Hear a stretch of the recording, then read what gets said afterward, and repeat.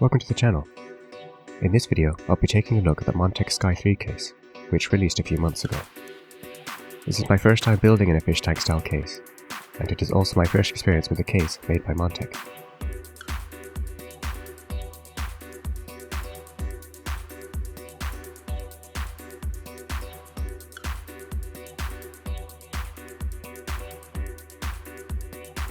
The Sky 3 has an interesting bottom fan and power supply shroud, which can be swapped around to prioritize airflow to either the CPU or GPU.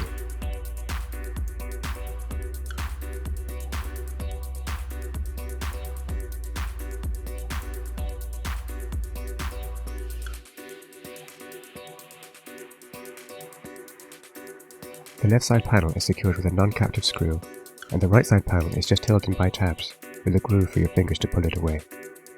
On the top panel, you have the usual USB Type-A and Type-C ports, and audio port. There isn't a reset button on the case, but there is a button for controlling the LEDs on the fans and light strip.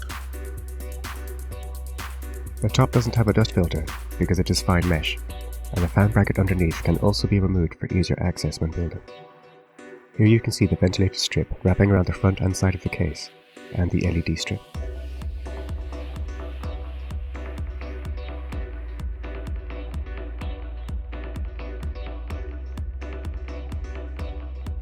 The right side panel has the ventilation for the side fan mount area, and along the bottom for the fan intake for the GPU.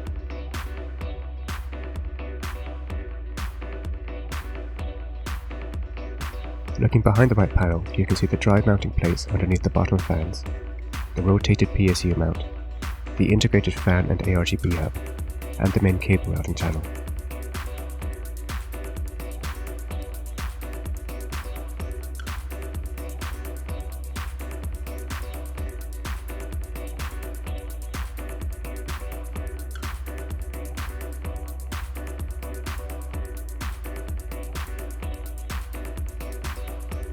The dust filter for the base pulls out from the left side, which means you shouldn't need to move your case to clean it.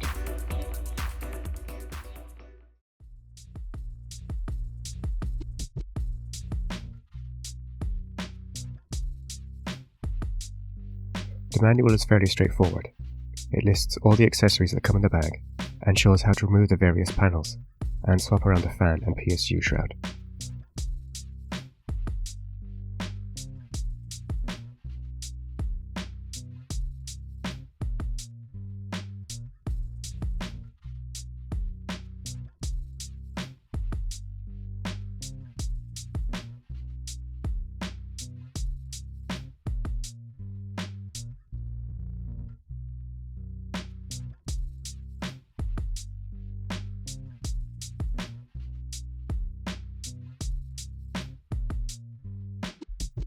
The accessories bag contains all the usual things you'd need to complete the build. There are screws for drives, for the motherboard, standoffs for the motherboard, power supply screws, fan screws, a cloth, and some cable ties. There's also a power supply cover plate which snaps on with magnets, just to hide the top half of the PSU from view.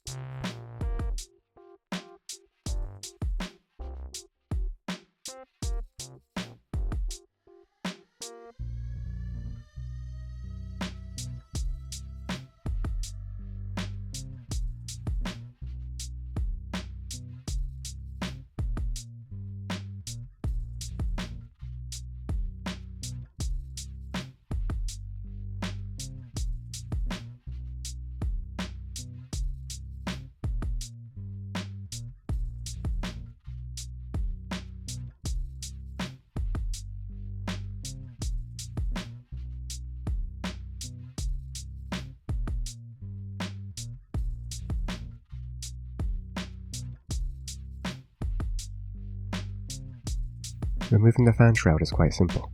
It's just 4 screws, 2 attaching it to the floor of the case, and 2 attaching it to the motherboard wall.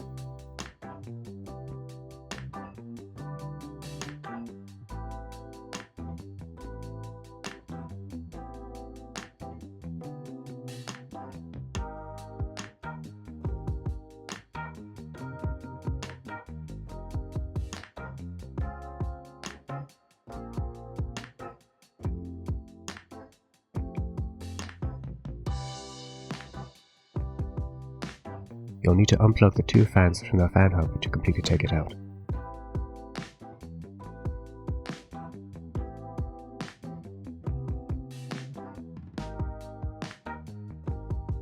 The PSU shroud removal works the same way, with 2 screws at the base and 2 on the motherboard wall as well.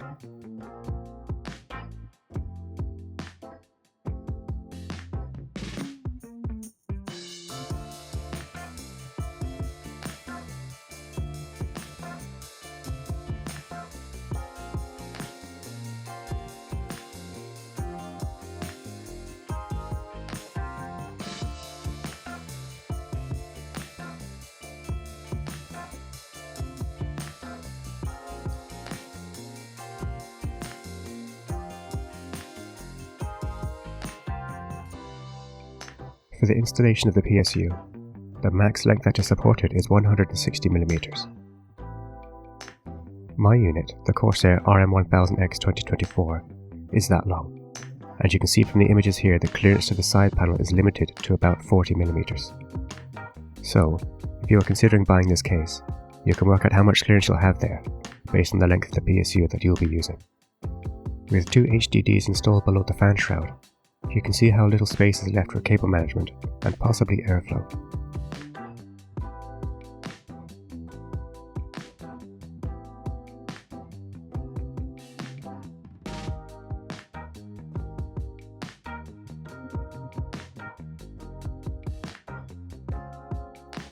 I had that in mind when I bought the case, so I also bought 2 extra fans to add to the side fan mounts.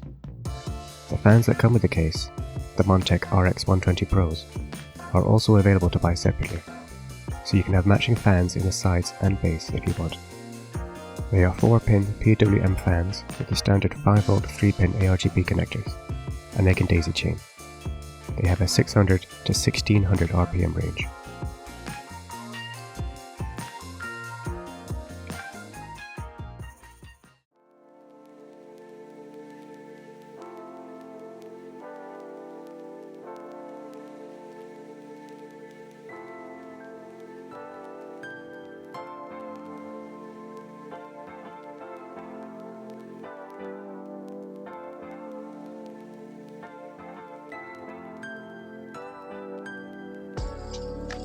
Here's that cover plate for the power supply. Just a quick look at the front with the fans and power supply shroud swapped into GPU cooling mode. In the back, you can see with a full build in here that there's not a great deal of space for cables. Now this is the result of using the max length PSU, plus mounting 2 HDDs in the base, so I have forced myself into having to squeeze the bulk of the cables behind the panel instead of under the fans.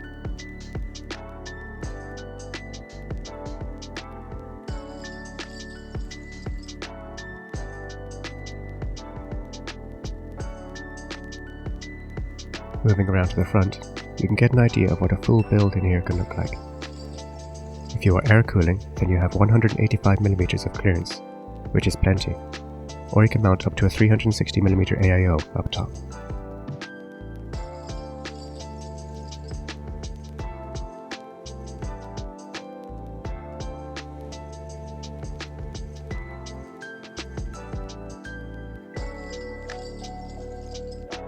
This section is just a demo of the various lighting preset modes that the case has. Feel free to skip here, especially if you have sensitivity to flashing lights.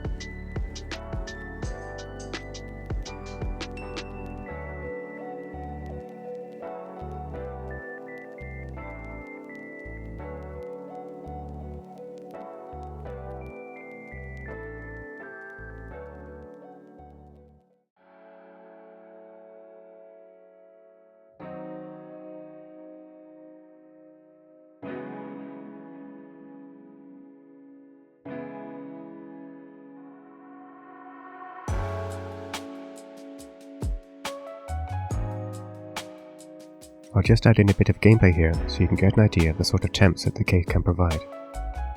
The GPU is absolutely fine on 1440p high settings in Cyberpunk. The CPU is a little higher than what it was in previous cases, but still nowhere near throttling. I expect that is due to air cooling the CPU in this case. I'd imagine that using an AIO and switching the rear fan to intake would make a noticeable difference here, so I might try that later at some point.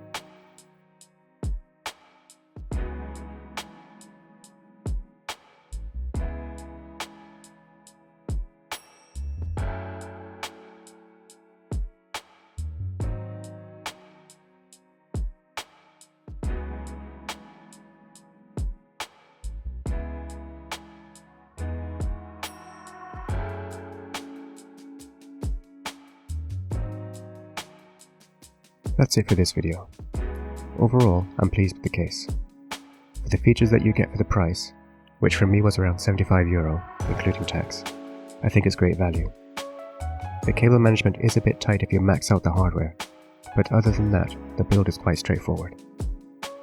Thanks very much for watching.